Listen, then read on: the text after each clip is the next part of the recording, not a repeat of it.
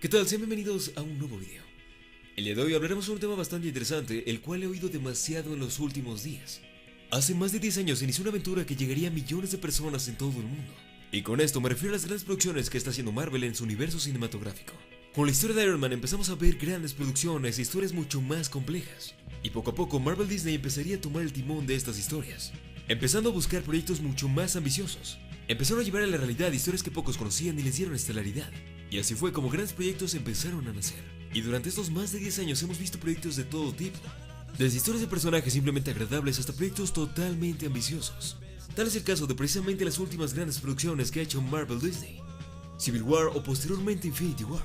Este tema en verdad es muy interesante, pero hoy no hablaremos específicamente sobre él, sino sobre una especie de subtema que me comentó un amigo. Hablando con él me decía que para él el universo de Marvel empezaría a tener grandes problemas en próximos años. Y yo realmente me sorprendí, realmente le dije como, güey, no entiendo cómo estás diciendo eso cuando Marvel rompe taquilla cada que saca una película.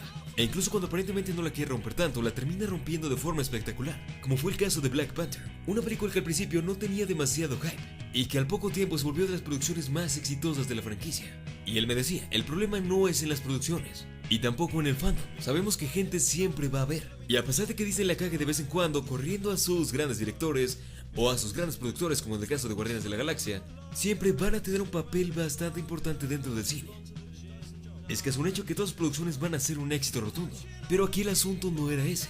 Él decía que el primer gran problema que va a presentar Marvel va a ser con los actores, los cuales lógicamente tienen contratos bastante definidos, algunos por 2, 3, 4, tal vez 5 películas, y no todos están dispuestos a renovar para más producciones. Él me comentó algo que yo no tenía idea que estaba pasando. Al parecer, algunos de los actores dentro de las grandes producciones de Marvel ya no se quieren encasillar en los personajes que están representando desde hace años.